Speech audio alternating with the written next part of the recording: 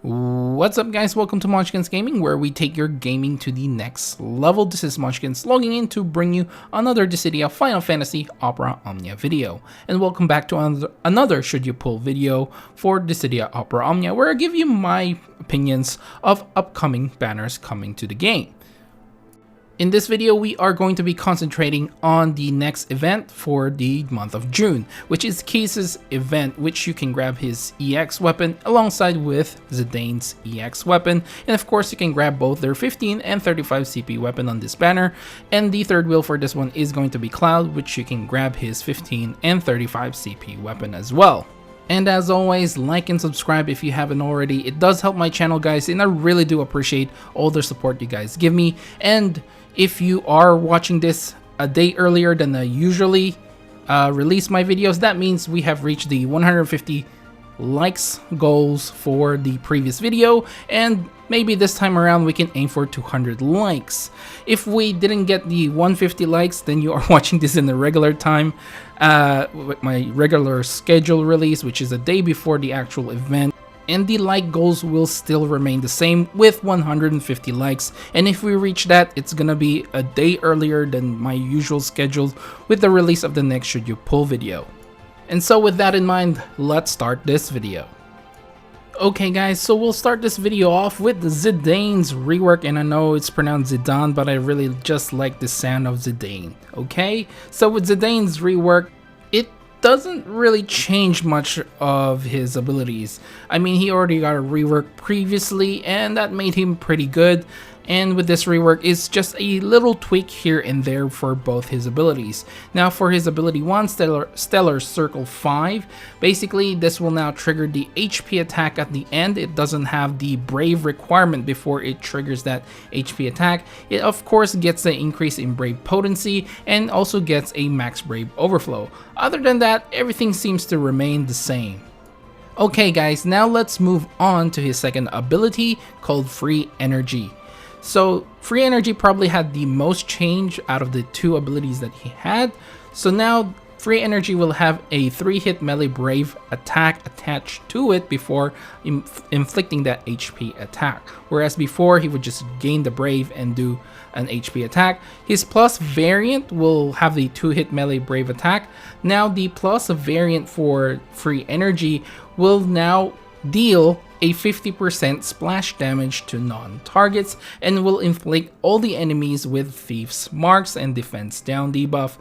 And still the same Brave attack he will get, the plus variant of that. However, the Brave attack will now have a 3-hit Brave hit count rather than 2. Alright guys, so now let's move on to his EX weapon called Exploda. This gives him the EX ability called Booster 8, which is going to be a 2-hit melee Brave plus HP attack, which also grants him a large max Brave up for 6 turns. This will have a slightly slow recast speed, and at 1 out of 3 increasing the Brave damage dealt. At 2 out of 3 this will now initiate a chase sequence, and at 3 out of 3 increasing its recast speed. Now, if you do decide to invest on Zidane and realize his weapon, at 0 out of 3 he gets quite a bit on this EX, which I think it's trying to fix a lot of his problems. So let's start this off when you're using the Booster 8 or the Plus variant. This will now moderately increase the Brave potency, increasing the Stolen Brave to 150% of his max Brave, and now inflicting the Thief's Mark debuff for 5 turns as well. Now after using the EX ability, his Brave attack and other variants will change to Mug, which is going to be reducing the target's Brave by a half and raising his own Brave based on the reduced Brave. Now the Brave hit count will become 3 and will also have a higher potency if the enemy is inflicted with the Thief's Mark debuff. The Stolen Brave can overflow to 120% of his max Brave and will deal the HP damage based on the current Brave. This will not consume the Brave upon dealing the HP damage and extending the duration of existing buffs by 1 turn. This will also have no action delay, will not increase the turn count, however will still decrease the friend support and summon action count. This will revert back to his usual Brave attack plus or plus plus variant, or else it will be just its normal Brave attack. Now, while Thievery is also active, Booster 8 will become the plus variant and increasing the brave hit count to 4 and greatly increasing the potency and greater brave damage, of course, with targets afflicted with the Thieves' Mark debuff, and will deal 50% splash damage to non-targets and inflict everyone or all enemies with the Thieves' Mark. Now at 1 out of 3, this will slightly raise his max brave and attack. At 2 out of 3, when the quest starts, he will have the thievery buff up for 5 turns and fill up his EX gauge to its max, and will inflict the Thieves' Mark debuff on all enemies for 5 turns when the battle starts. Now at 3 out of 3, when using Booster 8 or the Plus variant, it will increase the max brave overflow limit, and the Booster 8 variant will increase its hit count to 4, so you don't need the Plus variant to hit the brave hit count to 4, and greatly increasing the brave potency. Now if you do have the Plus variant up, the brave hit count will increase to 8, increasing its total brave potency again, and slightly raising the HP damage dealt to the non-targets. Now while Thievery is active, you will have access to the plus variant for both his brave attack and HP attack as well. Now the brave attack plus will be a 3-hit brave hit count and slightly increasing potency compared to its normal variant, and of course the plus variant, greater brave damage when the target is afflicted with Thieves' Mark, and the HP attack plus is going to be a 2-hit melee brave plus HP attack. It will have a 120% max brave overflow, extend the duration of existing buffs by 1 turn. This will have a low action delay and will have greater damage to enemies afflicted with Thieves' Mark. Now the bonus sphere you're getting for this one is called the debuff boost up. While an enemy is debuff, raise max brave by 10%. Alright guys, after hearing all that information regarding ZIDANE'S rework and of course his EX plus, how much should you be investing in terms of ingots if you do decide you want to invest on ZIDANE and use him moving forward? Now this was a hard one for me, but I honestly feel like 3 out of 3 is the way to go with ZIDANE if you want to use him moving forward. 0 out of 3 really brings a lot in the table for ZIDANE, and I'm really torn with that with this decision, because 0 out of 3 to me looks really enticing already. The introduction of Mug really increases his his damage potential, and while the rest really adds quite a bit, 0 out of 3 was really enticing. But in the end, I think 3 out of 3 is really the way to go. I just outweighed everything you get. So, you know, you get an increase in max brave and attack at 1 out of 3. At 2 out of 3, you get that EX gauge filled up like at the start of the quest, and basically you'll launch enemies straight away with that.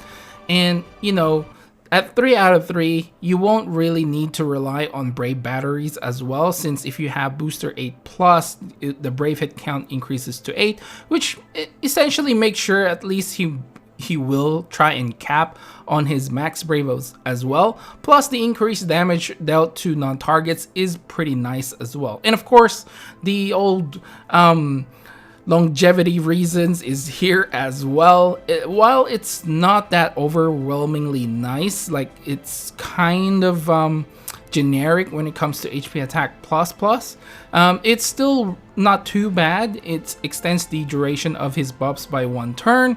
It does have an overflow and will have a low action delay as well. So overall, I think 3 out of 3 is okay for ZIDANE. If you really want 0 out of 3, I wouldn't really, you know, hate, or not hate, but I won't judge you for going just 0 out of 3, because it already brings a lot for ZIDANE. Alright guys, let's move on to the next character, which is the new character for the global version of the game, which is going to be Keiss. Let's take a look at his first ability called Selkie Throw, which is going to be a 2-hit range brave plus HP attack. This will grant him the Selkie Spirit for 3 turns. This will raise the party's max brave, attack, and critical hit rate. This, however, will not stack, and the extension for this one will give him 2 extra uses for Selkie Throw, and the Brave hit count increasing to 4, and increasing the potency. Will have a 120% max Brave overflow, will have 50% splash damage as well, and extends the duration of Selkie's Spirit by 3 turns. This will also grant him a medium attack up buff for 6 turns, and while Selkie's Spirit is active, this will grant him the plus variant for both his Brave attack and HP attack. Now his HP attack will raise the party's Brave based on his max Brave before doing a range Brave attack plus HP attack. Not only that, during chase sequences, he will have different, I suppose, mechanics revolving around his Brave attack and HP attack. Now the Brave attack becomes Selkie Chase Brave. If the target is not broken, this will now reduce the Brave of that target to 0 and raises the party's Brave based on his max Brave. This will also inflict them with the Weakness Preparation debuff for 6 turns.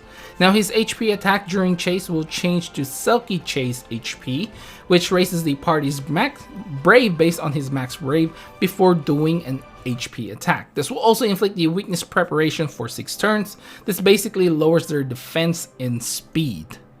Now as for his 15 CP weapon called White Knife, if you get the passive, this will increase the potency for Selkie Throw and improves the effect of Selkie's Spirit.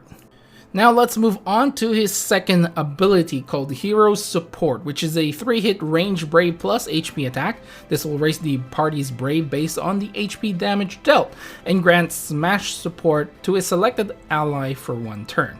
Now this extends the duration of Selkie's Spirit by 1 turn as well, and moves his own next turn right next to the selected ally's turn. Now Smash Support basically triggers the following effect. When an attack hits, it will initiate the chase sequence on a target, and this will also prevent breaks and leave Brave at 1. Now the extension for this one just increases its Brave hit count to 6 and moderately increasing the Brave potency, and will also have a 150% max Brave overflow and slightly raising the party's Brave gain based on the HP damage dealt. Now the 35 CP Air Knife, if you do get the passive for this one, will increase the Brave potency of Hero Support and slightly raising the party's Brave gain based on the HP damage dealt. Now as for his additional ability, he has Hero Support Recovery Attack All. This basically recovers 1 use of his Hero Support up to its initial value in raising the party's attack for 3 turns. The level 70 Crystal Awakening passive will marginally improve the attack all effect, and the Bloomstone will give this 2 extra uses. Alright, now let's move on to his EX weapon called Sharp Edge, which gives him the EX ability called Sky High. This is a 6-hit AoE range Brave plus HP attack. This will moderately raise the Brave damage dealt if there's only 1 target. So the Stolen Brave can overflow up to 120% of his max Brave. The HP damage will be split equally amongst all enemies and will grant him the Meticulous Preparation for 3 turns. Now Meticulous Preparation raises the party's HP damage dealt during chase sequence, so think of this like Pandemonium. This will also lowers all the enemy's speed. This will, however, have a slightly slow recast speed, and at 1 out of 3 increasing the Brave damage dealt, at 2 out of 3 extending the duration for Meticulous Preparation by 3 turns, and at 3 out of 3 increasing the recast speed of Sky High. Now if you do decide to realize this weapon at 0 out of 3, this will increase the Brave potency, increasing the max Brave overflow limit, and will now also delay the target by 1 turn. At 1 out of 3, this will moderately increase his max Brave and greatly raising his attack.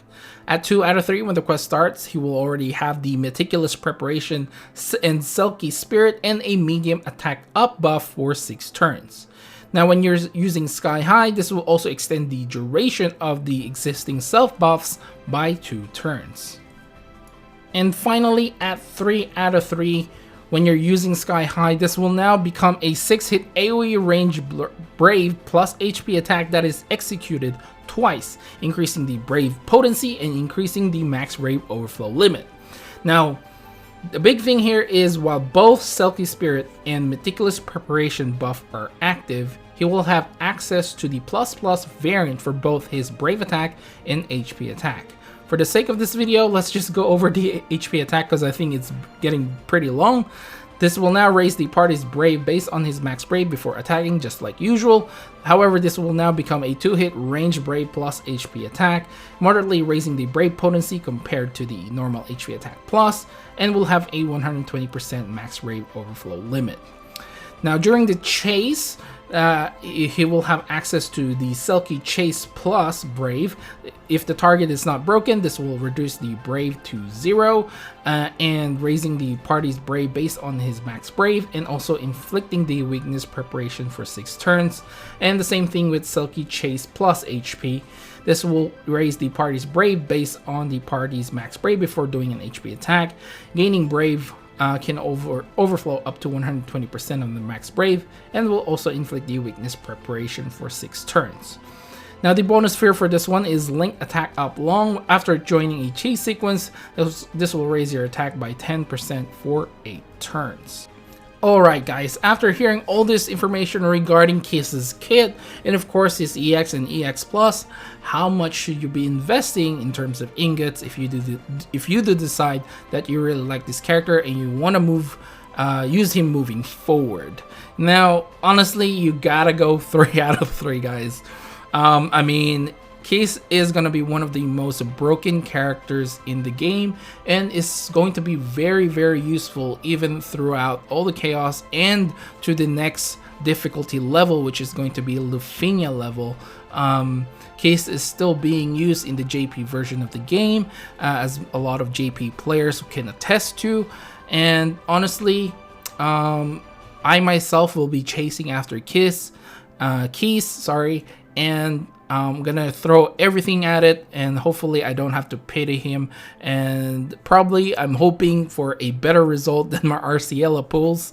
I think the biggest thing that makes him really broken is this during chase sequence where he changes his HP attack and Brave attack, and we don't really have at this point in time, at least on top of my head, anyone that can generate Brave during a chase sequence. I mean, there's characters like Selphie who will grant Brave before initiating the chase sequence, but no one who does it like in between during chase, or during chase I should say.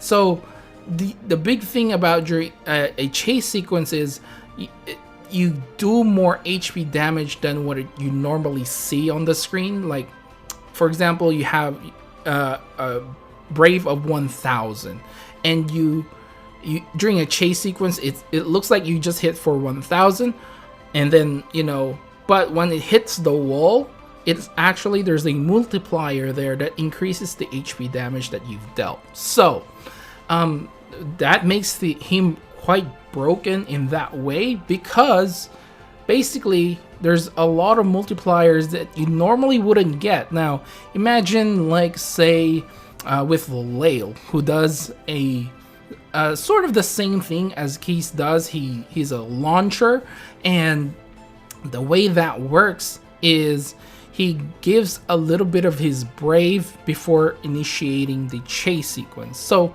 kind of the same thing, but this time with Keiss, even if someone else triggers that chase, that means he himself can generate Brave again. So if, for example, you have Lael who initiated a chase sequence, he gave Brave to the rest of the party, and it will be Keiss's turn next, and you do a Selkie Chase HP. This will increase the Brave for the third unit that you have, or the third character you have, increasing the total HP damage that you can deal. That's what makes him really, really powerful. And not to mention, of course, his ability to actually sort of initiate a chase sequence but not being himself. He gives it to the next or to the selected character that you have, who can initiate that chase, and he can still do like an HP damage. So for example, what you can do is let a Brave battery sort of initiate the chase. So for example, on top of my head, you get Lena to do it, and she does a Windrake arrow on the next turn. This basically gives everyone Brave, just like what it usually does, but now it initiates a chase sequence. Then it will be Keiss's turn.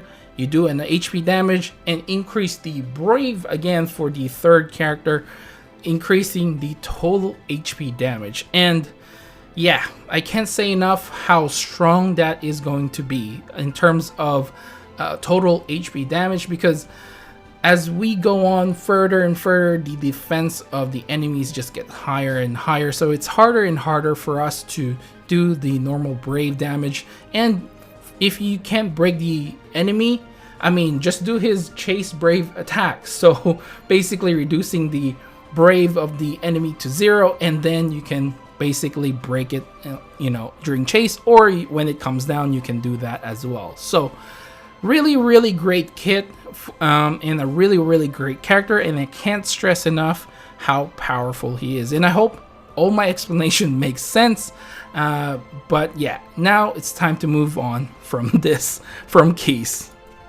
Okay guys, we're finally at the end of this video, and the final question remains: should you pull? And if I didn't stress it enough how good Keiss is during that pretty long, I think one of the longest rants or explanations I've had in a while in terms of kits, it's a definite yes. I mean, even if you are a new player, Keiss is not your favorite character, I still highly suggest you pull on this banner.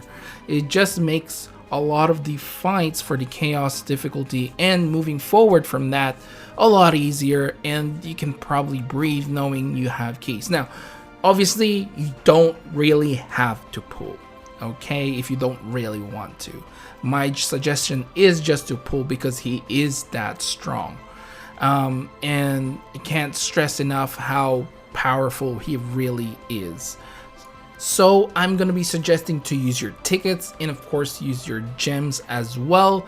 You can still clear the, you know, chaos difficulty fights and the Lufenia fights in the future without him, but just makes it so much easier knowing that you have a character in, and you just want to clear something really quickly. You don't want the headache of like thinking of things, and you know, you gotta have this and that. Keiss just makes things so much easier. So that's it for this video, guys. Hopefully it does help you make a decision, and remember to click like and subscribe if you haven't already. It does help my channel, guys, and I really do appreciate all the support you guys give me. And of course, hit that bell button if you don't want to miss any of my videos. And of course, follow me on Twitter and on Facebook as well. Leave down in the comments below if you are going to be pulling for this one. Let me know if you're pulling for Keiss, or are you like me who missed out on ZIDANE'S EX previously as well and trying to get both of them. I myself will be aiming for Keiss, of course. If I do get Zidane on the way, that's completely fine. I don't have him. That makes this banner more enticing for me. But the main prize is obviously trying to get Keiss's EX. And this is Munchkins logging off. Thank you very much for watching, and I'll see you guys in the next level.